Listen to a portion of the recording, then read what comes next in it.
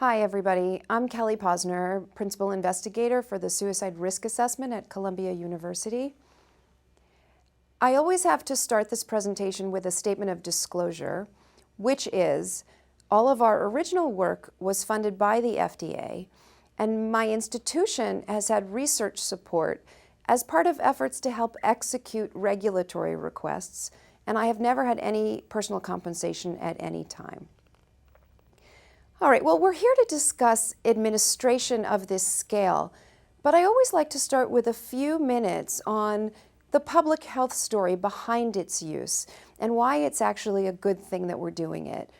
And that begins with the fact that the field of medicine and even psychiatry has been challenged by a lack of clarity as to how to define suicidal occurrences.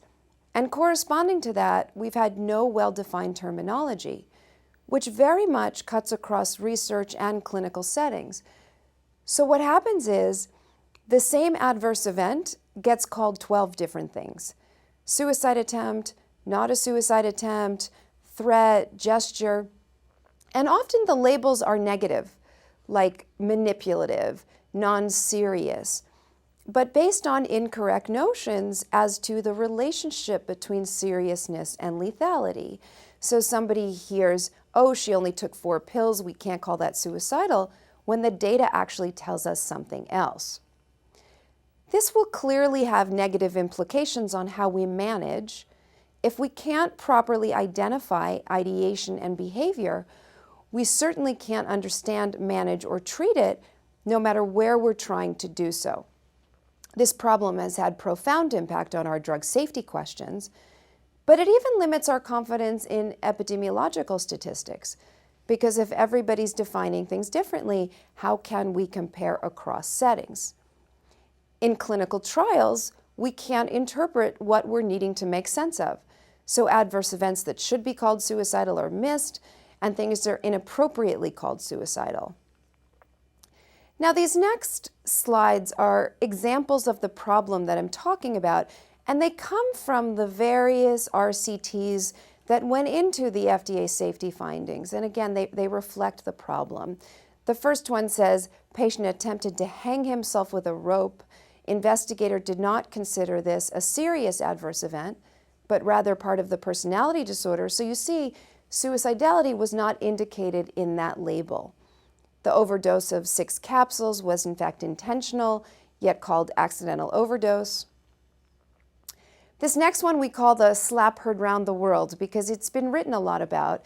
In fact, this scale about 2 years ago was on the front page of the New York Times because suicide assessment has become such a big issue. And this example was in there because it really tells the story. Somebody somewhere called a slap in the face a suicide attempt. Now, clearly a slap in the face should not be called a suicide attempt. And what it shows you is that it's not about drug companies or investigators covering things up, because it shouldn't be called that.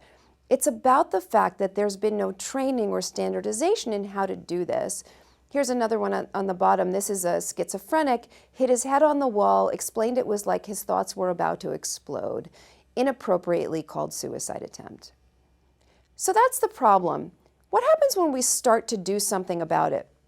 Well, when we first applied a standardized approach, beginning with the antidepressants, it led to a 50% reduction in suicide attempts, a 50% reduction in the harm ratio, which shows you why we needed to do better.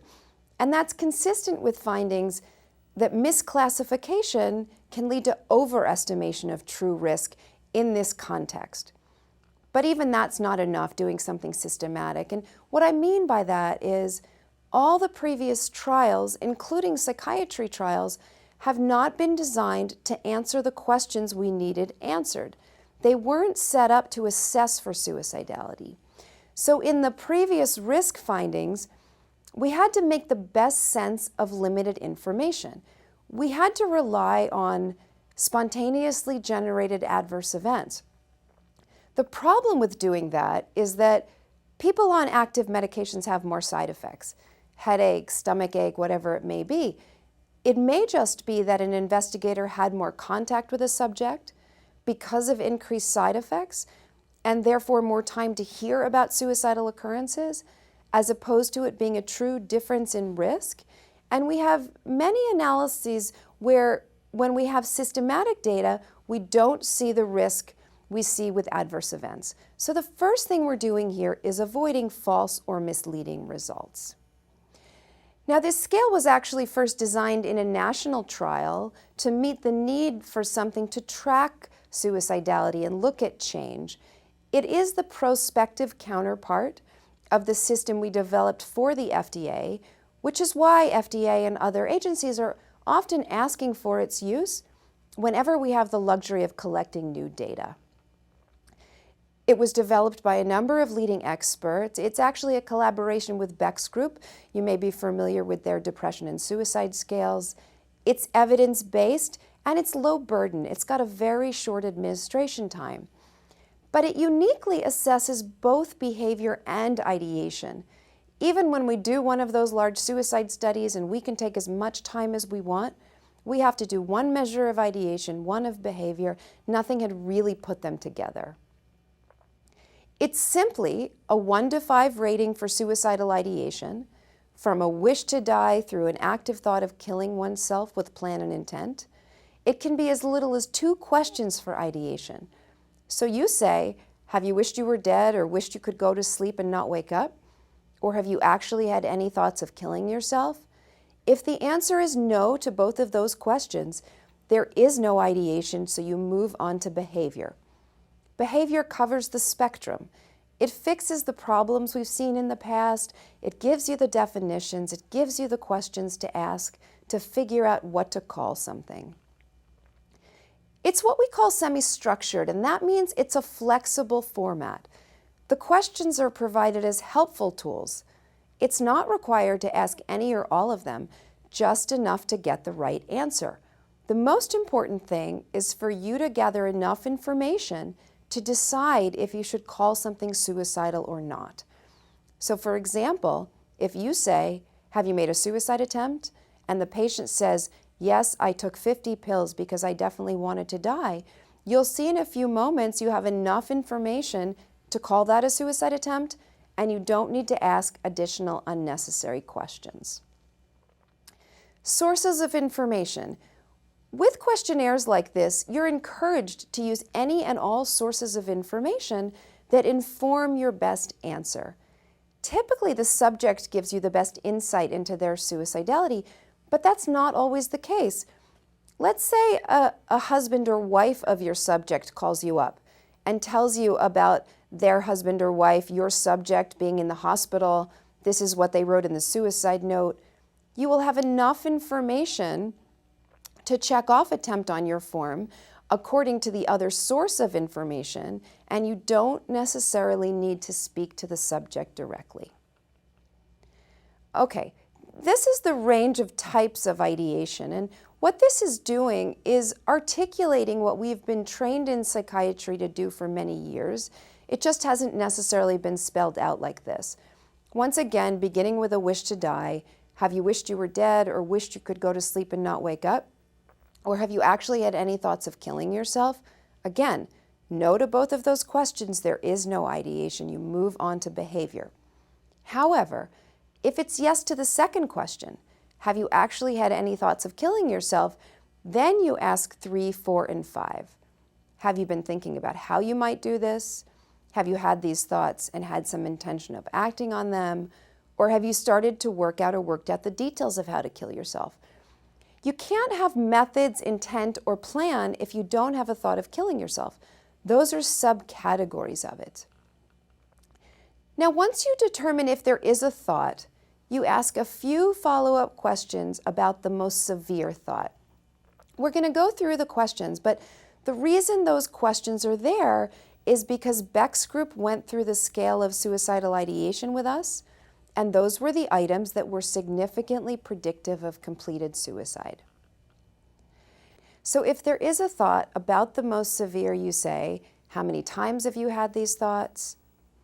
When you have the thoughts, how long do they last?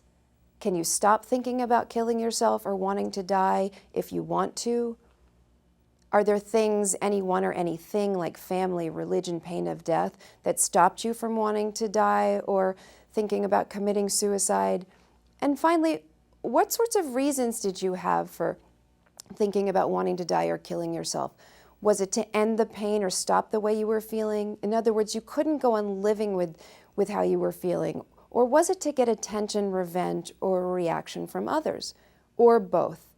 And we know if somebody says it was to stop or end the pain, that's more serious than otherwise. So if they have more frequency, longer duration, less control, fewer deterrents, and it's to stop or end the pain, that's when we worry more, and that informs your clinical judgment. The other thing that informs your clinical management is, when do we go to the next step? Well, our guidance is when they have a 4 or 5, intent or plan an intent. That becomes particularly important in non-psychiatry trials.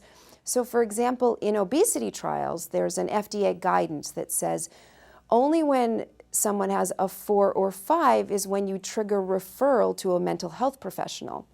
And what we think that's doing is reducing a lot of unnecessary burden and exclusions from studies and walks to ERs.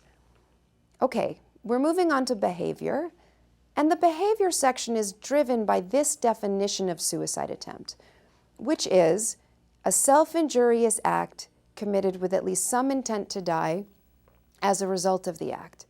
First of all, it says self-injurious act. It doesn't say self-injury. There does not have to be any injury or harm, just the potential for it. So if a man puts a gun in his mouth and he pulls the trigger, and luckily the gun failed to fire, even though he wasn't hurt, that became a suicide attempt as soon as he pulled that trigger. There does not have to be physical injury. Then it says with at least some intent to die. Well, when people are feeling suicidal, they often have mixed motives.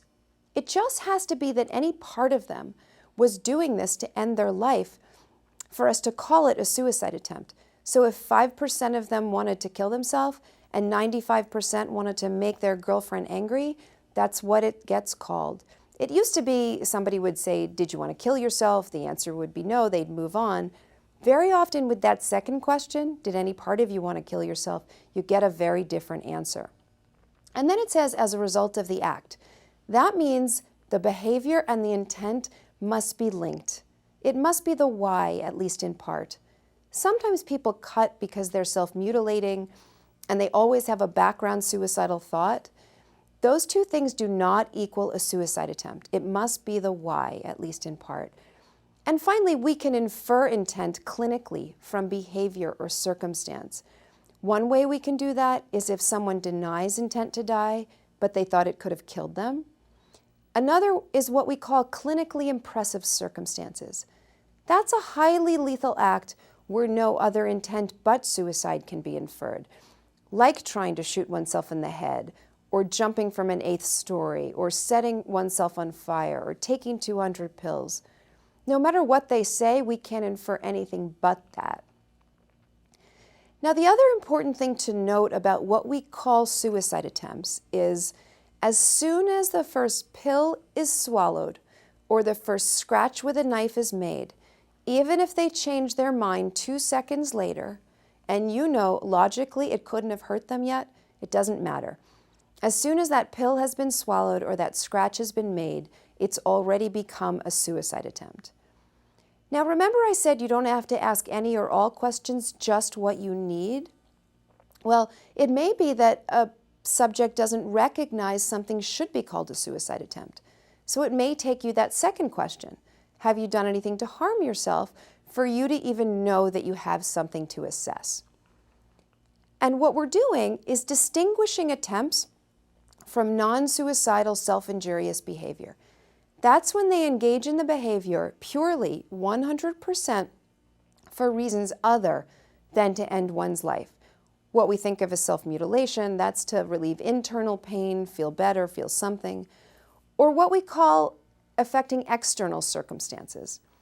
That's like if a man goes up to the roof because he believes people will feel sorry for him if they think he's suicidal. He actually has no intention of ending his life. He just wants to get sympathy from others. Well, if that man accidentally fell to his death, that's just what we would call it, an accidental death, because there was no suicidal intent associated with it. Okay, these are some cases from our hospital that we're going to go through together. The first one says, the patient wanted to escape from her mother's home. She researched lethal doses of ibuprofen. She took 6 ibuprofen pills and said she felt certain from her research that this amount was not enough to kill her. She stated she did not want to die, only to escape from her mother's home. She was taken to the hospital where her stomach was pumped and she was admitted to a psychiatric ward. Do you think that's a suicide attempt? Should we call that a suicide attempt? No, absolutely right. We shouldn't call that a suicide attempt. And there are a few important things to note about this case. All over this girl's record, it said suicide attempt. It wasn't until somebody took the time to ask the question why did you do it, that we got better, more reliable information. And we think that will always be the case. The other thing is, she also had suicide attempts, and she was very able to say, on these occasions I wanted to kill myself, but here I didn't. And the point is, you have to assess each occurrence independently. Don't assume if one thing was suicidal that the next thing will be, because they come together in the same patients. And it's very important for your outcomes or your risk assessment to know the difference between 4 suicide attempts and 1. Young woman following a fight with her boyfriend felt like she wanted to die, impulsively took a kitchen knife and made a superficial scratch to her wrist. Before she actually punctured the skin or bled, however, she changed her mind and stopped. Is that a suicide attempt? Yes, it is. Remember, as soon as that first scratch was made, it became a suicide attempt. Patient was feeling ignored. She went into the family kitchen where her mother and sister were talking. She took a knife out of the drawer and made a cut on her arm. She denied she wanted to die at all, not even a little, but just wanted them to pay attention to her. Right, that is not a suicide attempt. There is no suicidal intent associated with what she did. Patient cut her wrists after an argument with her boyfriend. Patient cut her wrists after an argument with her boyfriend. So there's not enough information in this case to answer the question. We know what she did, we just don't know why she did it. And both self-mutilation and suicidal behavior have stressors that precipitate them. So argument with boyfriend doesn't tell you anything. Had a big fight with her ex-husband, took 15 to 20 imipramine, went to the hospital, drank charcoal, unable to verbalize clear intent, but states she was well aware of the dangers of TCA overdose and the potential for death. So yes, we can call that a suicide attempt as well, because remember, you can infer it if they thought it could be lethal. Okay, now there's some other suicidal behaviors that are also important to assess. They just don't reach the threshold of an attempt. And the first one is called an interrupted attempt. That's when a person starts to take steps to end their life, but someone or something stops them. So they're on the ledge poised to jump, somebody grabs them back. She has a gun in her hand, somebody grabs it out of her hand. An aborted attempt is exactly the same thing, but they stop themselves. So he goes up to the roof, he turns around and changes his mind. She has a gun in her hand, she puts it down.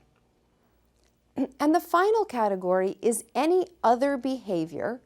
Saying something is not a behavior, but any other behavior with suicidal intent. Collecting or buying pills, purchasing a gun, writing a will or suicide note. So the question is, have you taken any steps towards making a suicide attempt or preparing to kill yourself, such as collecting pills, getting a gun, giving valuables away, or writing a suicide note? So the very examples are in the question for you to ask the subject. Now for suicidal behavior, you want to select everything that's appropriate, but you only want to select something if it's a discrete behavior. So for example, if somebody wrote a suicide note as part of an actual attempt, you wouldn't check off preparatory behavior and actual attempt because it was part of the actual attempt, and you don't want to overcount things. The other thing to note about suicidal behavior is if there's ideation as part of the behavior, which usually there is, you only indicated it in the behavior. If there's a suicide attempt, you don't check off an ideation answer and a behavior answer because it's part of the behavior. Now, this is the attempts section, and I just want to highlight a few things. First of all, it's the only one with multiple questions. And remember I said you don't have to ask any or all questions, just what you need? Look at that last indented question. Or did you think it was possible you could have died from? Remember, if they deny intent, you can infer it if they thought it could be lethal. So you may need that question to get to the right answer. It just gives you the tools you may need to get to the right place, we think.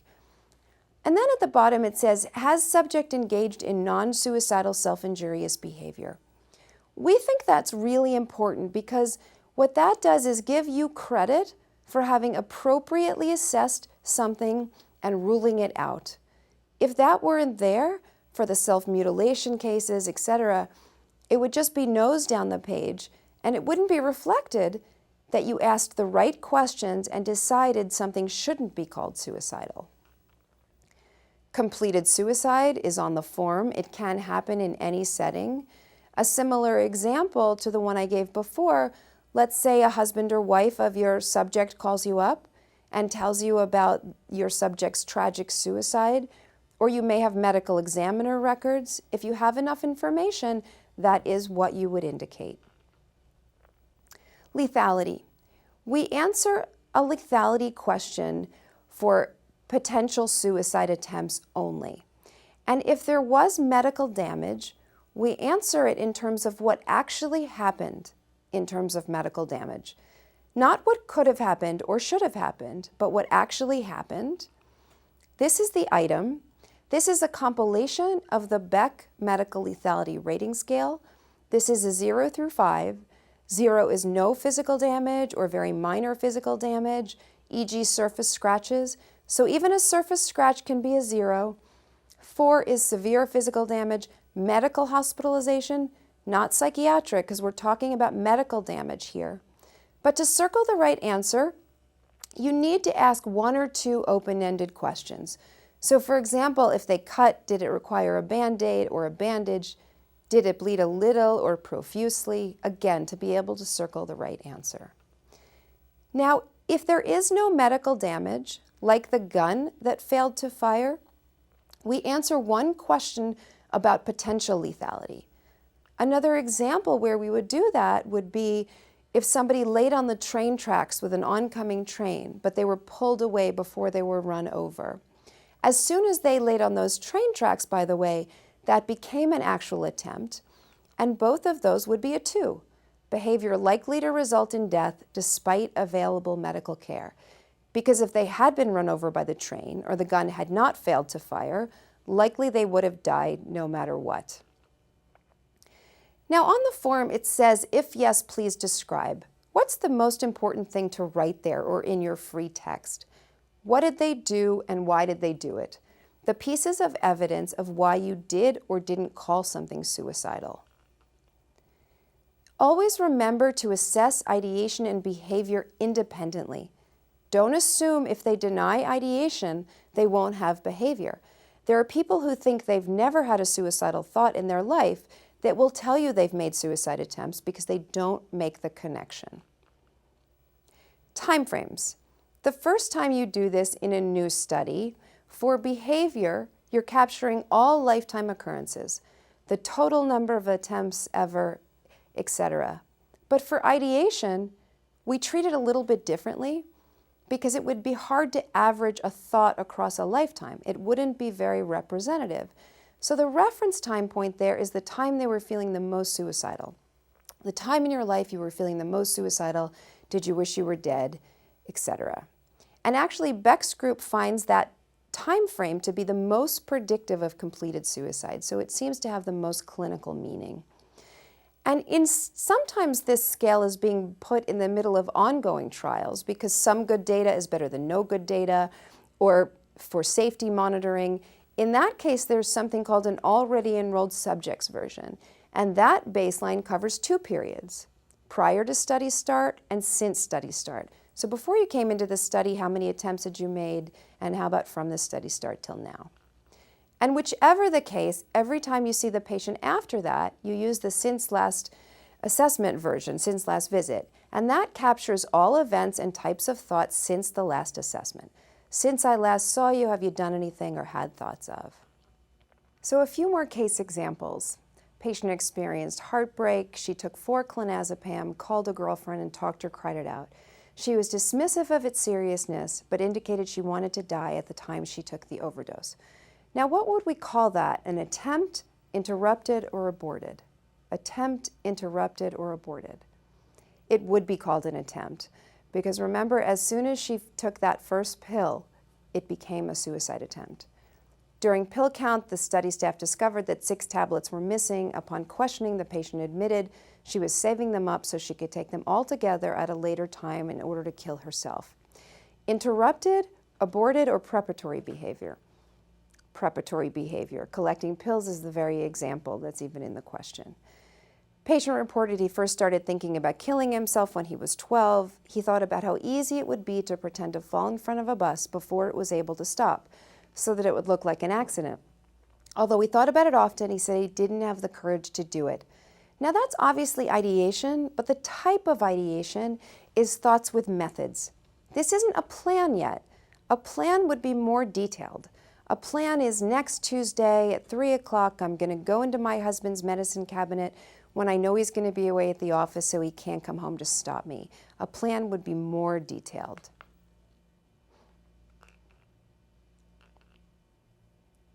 Now, one of my final points is that often in studies like this, we have depression rating scales, and they usually have a suicide item in them, and we say to ourselves, why isn't that enough? Why do we have to do more? This is from something called the PHQ-9, which Dr. Spitzer, who developed the DSM, and Janet Williams, it's their wonderful scale developed in primary care for symptoms of depression. But the suicide item says, thoughts that you would be better off dead or of hurting yourself in some way. Well, first of all, we don't even consider better off dead even to be passive suicidal ideation. We don't consider it to be on the spectrum of suicidality. The only thing that the evidence has ever shown to be warranted is a wish to die. Beck's work has shown a wish to die to be significantly predictive of completed suicide. Hurting yourself can be self-mutilation, suicidality, again, setting you up for false positives. And we actually have studies where this item is followed by the SSRS, and that's what we see. When you ask the right questions about suicidality, you do away with cases that should have never been called suicidal in the first place. Now, there's a lot of clinical lore in the field that asking these questions is going to cause somebody to be suicidal, but the data tells us something different. Dr. Gould, who's an author on the SSRS, has a seminal article in JAMA 2005 indicating that asking these questions does not cause distress or suicidality.